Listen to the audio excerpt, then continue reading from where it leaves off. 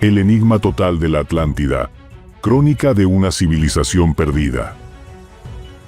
Cierra los ojos e intenta visualizar el mundo hace 11.000 años. Mientras la mayor parte de la humanidad apenas comenzaba a agruparse en pequeñas aldeas de cazadores y recolectores, en algún lugar más allá del horizonte conocido, se alzaba una anomalía. Imagina una metrópolis diseñada con una geometría perfecta, una ciudad de anillos concéntricos que desafiaba la lógica de su tiempo. Visualiza puentes de piedra roja, blanca y negra que conectaban islas artificiales, y canales tan anchos que las galeras más imponentes de la antigüedad podían navegar por ellos con total libertad. El sol se ponía sobre templos recubiertos de plata y oro, y en el punto más alto, una estatua de oro macizo de Poseidón, conduciendo un carro tirado por 6 caballos alados, vigilaba un imperio que no conocía fronteras. Pero el destino es un juez implacable.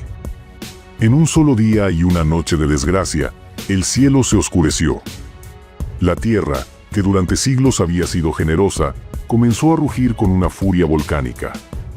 El suelo se licuó bajo los pies de los ciudadanos, los grandes muros de oricalco se desmoronaron como si fueran de arena y una serie de olas gigantescas, de una altura que rozaba las nubes, barrieron la ciudadela central. Al amanecer, el silencio era absoluto. Donde antes palpitaba el corazón del imperio más avanzado del mundo, solo quedaba un mar de lodo intransitable y el vacío del olvido. La Atlántida no es solo una historia de aventura. Es el mayor rompecabezas de la arqueología, una herida abierta en la línea del tiempo de la humanidad. ¿Fue un lugar real que desapareció durante el fin de la última era glacial? ¿O fue el sueño febril de uno de los filósofos más brillantes de la historia? Hoy, en Viaje a través de la historia, no nos conformaremos con las respuestas fáciles.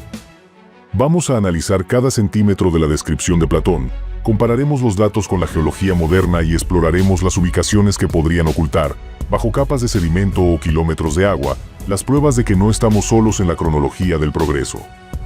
Prepárate, porque estamos a punto de descender al abismo del misterio más grande de todos los tiempos. Para desentrañar este misterio, debemos viajar primero al corazón de la Grecia clásica, aproximadamente en el año 360 antes de nuestra era.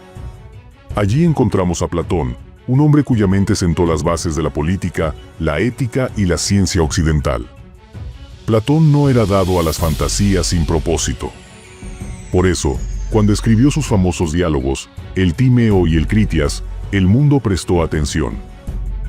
En estos textos, Platón presenta la historia de la Atlántida no como un mito, sino como un registro histórico que llegó a él a través de una genealogía impecable. El relato comenzó con Solón, uno de los 7 sabios de Grecia y el gran legislador de Atenas. Alrededor del año 590 antes de nuestra era, Solón viajó al delta del Nilo, en Egipto.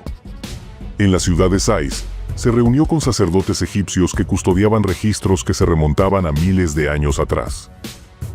Se cuenta que, cuando Solón intentó hablarles de las tradiciones griegas más antiguas, los sacerdotes se rieron con benevolencia.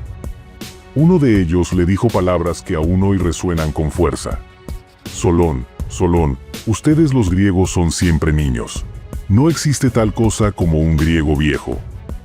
No tenéis creencias antiguas fundadas en una vieja tradición, ni ninguna ciencia que sea canosa con la edad. Los sacerdotes le explicaron que la humanidad ha sido destruida muchas veces y de muchas maneras, por fuego y por agua, y que cada vez que la civilización alcanza un punto álgido, un cataclismo borra la memoria del pasado, dejando solo los iletrados y a los rudos para comenzar de nuevo. Según estos registros egipcios, 9000 años antes de la época de Solón, existía una isla de dimensiones colosales situada frente a las columnas de Hércules. Para los antiguos, estas columnas eran el estrecho de Gibraltar, el límite del mundo conocido. Más allá, se extendía el verdadero océano, y en su centro, la Atlántida. No era solo una ciudad, era el centro de un imperio que gobernaba otras islas y partes del continente opuesto. Platón fue extremadamente específico, nos dio distancias, tipos de piedra y la estructura del gobierno. ¿Por qué un filósofo de su talla inventaría datos tan técnicos y mundanos si solo buscaba crear una alegoría moral? Esta es la pregunta que ha mantenido viva la llama de la investigación durante más de 2 milenios. Hablemos de cómo era realmente la Atlántida según la visión de Platón. Imagina una llanura rodeada de montañas que la protegían de los vientos fríos del norte, un paraíso terrenal donde la naturaleza era domesticada por la ingeniería humana.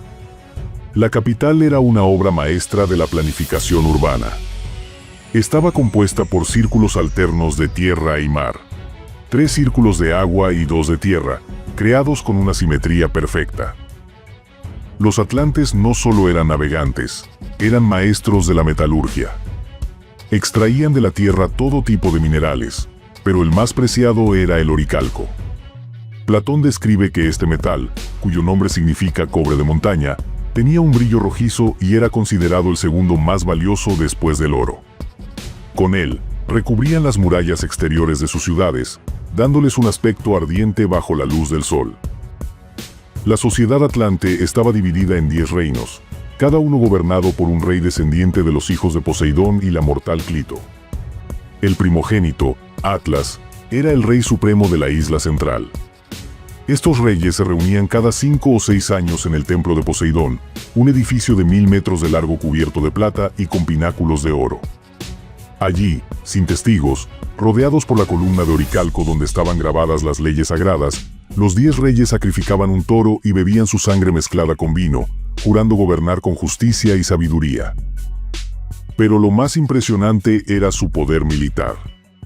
Platón habla de una fuerza naval de 1200 naves y un ejército que contaba con 10.000 carros de guerra. Poseían tecnologías de riego que permitían que la llanura central produjera alimentos 2 veces al año. Una vez gracias a las lluvias de invierno y otra mediante un complejo sistema de canales que transportaba el agua del deshielo de las montañas. La Atlántida representaba el pico máximo de la civilización humana, un lugar donde la ciencia, el arte y la religión coexistían en una armonía perfecta. Sin embargo, en esta misma perfección se sembró la semilla de su destrucción. ¿Qué pudo causar la desaparición de un imperio tan vasto en menos de 24 horas? Según el relato tradicional, la porción divina de los atlantes se fue corrompiendo con el tiempo. La ambición los llevó a intentar esclavizar a todas las naciones del Mediterráneo. Pero más allá de la explicación moral de Platón sobre el castigo de Zeus, la ciencia moderna busca causas naturales catastróficas. Si miramos el calendario, los 9000 años mencionados por los sacerdotes egipcios nos sitúan aproximadamente en el año 9600 antes de nuestra era. Curiosamente, esta fecha coincide de forma casi exacta con el final de un periodo climático conocido como el Drías reciente. Fue una época de cambios globales violentos, donde el nivel del mar subió de forma drástica debido al deshielo masivo de los glaciares. Es posible que la Atlántida no fuera una isla que se hundió, sino un territorio costero que fue tragado por la crecida de los océanos. Esto nos lleva a las ubicaciones candidatas. La teoría más famosa nos traslada a la isla de Santorini, en el mar Egeo. En el año 1600 a.C., el volcán de la isla estalló con una potencia equivalente a 40 bombas atómicas. La explosión generó tsunamis de 30 metros que devastaron la civilización minoica en la cercana Creta. Muchos arqueólogos creen que el recuerdo de este desastre viajó hasta Egipto y se convirtió en la base de la leyenda de la Atlántida. Sin embargo, hay quienes miran hacia el oeste, hacia el verdadero océano Atlántico. Investigadores modernos han señalado la estructura de Richat en Mauritania, conocida como el Ojo del Sáhara. Es una formación geológica de anillos concéntricos gigantescos que, asombrosamente, tiene el mismo diámetro que la capital descrita por Platón. Aunque hoy está en mitad del desierto, los estudios geológicos indican que hace miles de años la zona estaba rodeada de agua y era accesible desde el mar. ¿Podría ser que la Atlántida no estuviera en una isla, sino en la costa africana, y que un cataclismo tectónico la elevara y la secara para siempre? Otras teorías nos llevan a las costas de España, específicamente a las marismas de Doñana. Fotografías satelitales han revelado formas geométricas bajo el lodo que sugieren la existencia de una ciudad circular.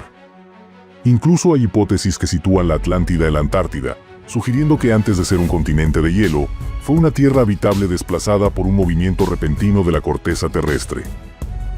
Al final del camino, nos queda una pregunta fundamental. ¿Importa si la Atlántida fue real o no? El mito ha sobrevivido porque resuena con una verdad profunda en el corazón humano. Nos recuerda que somos vulnerables, que incluso nuestras ciudades más altas y nuestra tecnología más avanzada son solo huéspedes temporales en un planeta que respira y cambia. La Atlántida es el símbolo de la pérdida, pero también de la esperanza. Es la promesa de que hubo un tiempo en que fuimos mejores y la advertencia de que la soberbia es el camino más corto hacia el abismo. Mientras los exploradores sigan escudriñando el fondo del océano y los arqueólogos sigan excavando en las arenas del desierto, la Atlántida seguirá viva, flotando en algún lugar entre la historia y el sueño. ¿Y tú? ¿En qué bando estás? ¿Crees que las ruinas de la ciudad de los 10 reyes están esperando bajo kilómetros de sedimento marino?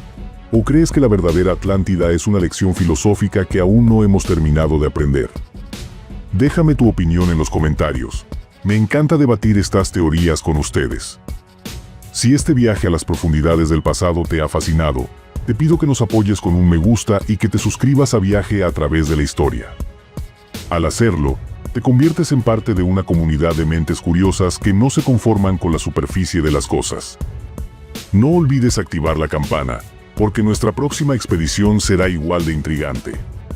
Nos trasladaremos a las áridas llanuras de Perú, donde un pueblo antiguo dibujó sobre la piel de la tierra figuras gigantescas que solo pueden ser apreciadas por los pájaros o por los dioses. ¿Qué mensaje intentaban transmitir? ¿Eran calendarios, caminos sagrados o algo mucho más inquietante? No te pierdas nuestro próximo documental. El enigma de las líneas de Nazca. Mensajes de los antiguos o simple arte ritual. Gracias por quedarte hasta el final. Soy tu guía en este viaje por el tiempo, y recuerda, la historia no es lo que pasó, es lo que recordamos. Nos vemos en el próximo episodio.